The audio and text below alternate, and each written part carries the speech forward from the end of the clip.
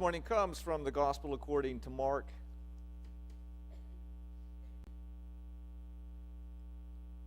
Picking up with Jesus and his disciples. And Jesus has just given his third passion prediction, his third prediction of his fate that awaits him in Jerusalem on the cross. Mark chapter 10, beginning at verse 35. James and John, the sons of Zebedee, came forward to Jesus and said to him, "Teacher, we want you to do for us whatever we ask of you." And he said to them, "What is it you want for me to do for you?" And they said to him, "Grant us to sit one at your right hand and one at your left in your glory." But Jesus said to them, "You do not know what you are asking. Are you able to drink the cup that I drink, or be baptized with the baptism that I am baptized with?" They replied, "We are able." Then Jesus said to them, "The cup that I drink, you will drink, and with the baptism with which I am baptized, you will be baptized. But to sit at my right hand or my left is not mine to grant, but it is for those for whom it has been prepared." When the 10 heard this, they began to be angry with James and John. So Jesus called them and said to them, "You know that among the Gentiles, those whom they recognize as their rulers lord it over them, and their great ones are tyrants over them. But it is not so among you. But whoever wishes to become great among you must be your servant. And whoever wishes to be first among you must be slave of all. For the Son of Man came not to be served, but to serve, and to give his life as a ransom for many." The word of the Lord.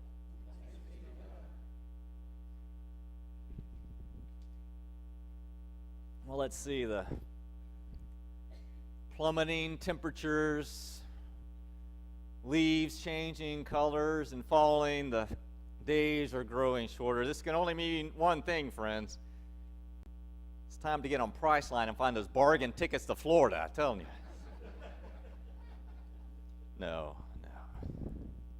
No, we all know what it means.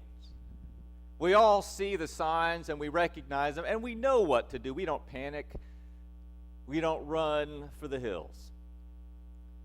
We prepare. We make provisions for the time of darkness, the time of cold, the time of scarcity that we know is coming. But knowing is coming, we're able to be ready for it. I've even heard rumors that there are some people who actually look forward to winter. Can't say that's true, but I've heard that. And they enjoy the winter sports, skiing, sledding, playing with the grandkids or the kids out in the snow, and gathering around a warm fire with hot cocoa. Because we know what to do. We recognize the signs.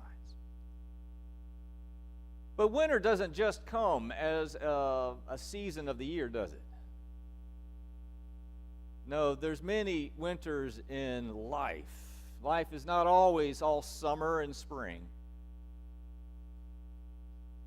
And why is it seems so often to catch us off guard? There's signs. We know it's coming. But unlike the season of winter, we find ourselves so often caught unprepared for all the changes that are coming. Why is that? And it's not just aging I'm talking about, although that's one of them, right? Every single relationship, marriage, friends, family, all go through the seasons and all have their times of winter. Every institution, including churches, have their own winters that they must endure. Times of scarcity, of doubt, self-questioning, uncertainty, anxiety. So how do we manage this? How do we prepare?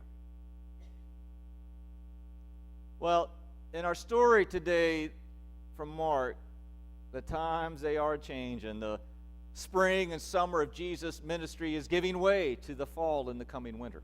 Already, Jesus has made this known to his disciples. He's given them the signs of the coming changes. He told them outright that winter, it will soon be upon them. But the James disciples, they don't want anything to do with winter. They don't want to endure the trials that Jesus is taught. They want that ticket to paradise, right? They want that to avoid all that suffering. Who, Jesus, will sit at your right hand? Can it be us? Can we sit at your right hand and your left hand in glory? But friends, there's no way to avoid these winters in life. There is no plane ticket that'll take us far away to a warm place. You must pass through winter in order to get to spring. And before two will sit on Jesus' right and left in glory, two will hang on his right and left on a cross.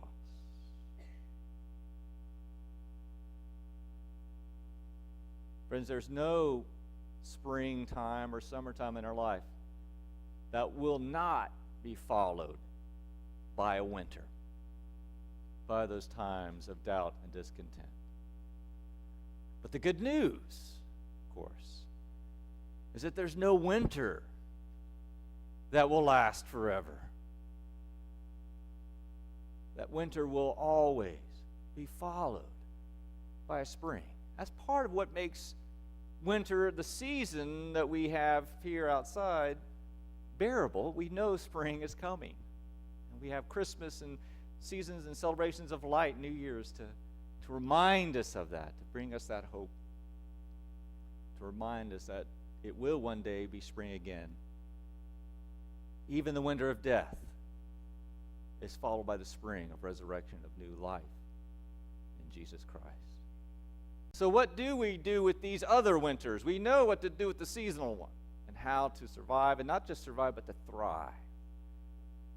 But what about those other times in life? Well, what we do is what we're about in the church, isn't it?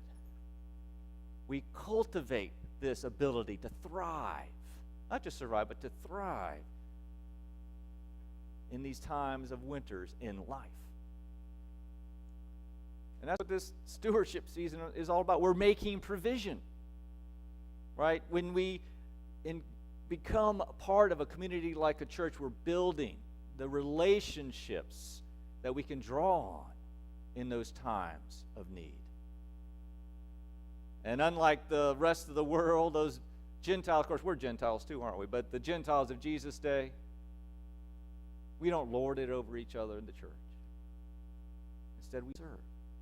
We help one another. We build those friendships and relationships on forgiveness and on love. That's what we ask of our elders elect that we are getting ready to vote on today. That's what we ask of our members and visitors. And there's something else we do can do during these winters of life. Those can be times to take stock of life, to reevaluate your priorities. Like a gardener might use the wintertime to plan for that next spring, we can plan for that next coming spring. What are you going to plant? What dreams are you going to follow, given that second chance? What wrongs are you going to make right? What rights are you going to build on and make stronger? We know that spring is coming. By the grace of God, we will have that spring in this life. If not, we have that in the life to come. I don't know how many times I've talking to cancer survivors, and the trials of cancer are anything you would wish on anyone. A winter like that is nothing you would ever want someone to have to endure. Yet almost without fail, people talk about that time as they really learned what was important. And they really got their priorities rearranged. and given that second chance, that spring in this life, they made those changes. And they enjoyed that new spring. So too, Christ on the cross gave us an example. He didn't withdraw from the world and the pain and suffering of the darkest winter you can imagine. Instead, it's from that cross that he reached out and he offered forgiveness to his tormentors and those who betrayed him and those who crucified him. Friends, this is the power of the gospel. In the midst of our suffering in that winter, we don't hibernate. Instead, we can reach out. Who better knows the pain and suffering of losing a loved one or struggling through cancer than those who have been through that? And when they can reach out and help those who are now struggling, that's the gospel in action. That's the power of the church. That's what we do here, right? How we provide, make that provision. We don't withdraw. Instead, we reach out, we serve, even in the midst of our own doubt and our own winters. And we help each other out.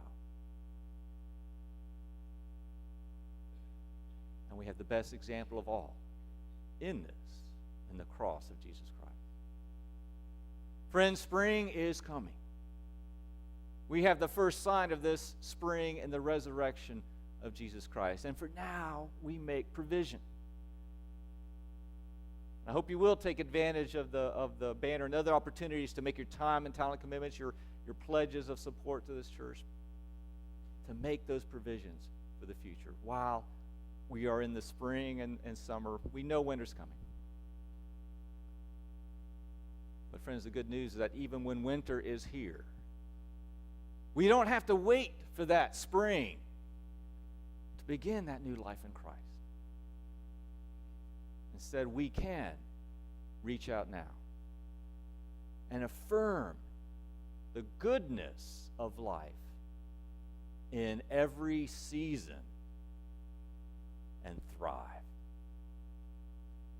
Let all God's people say,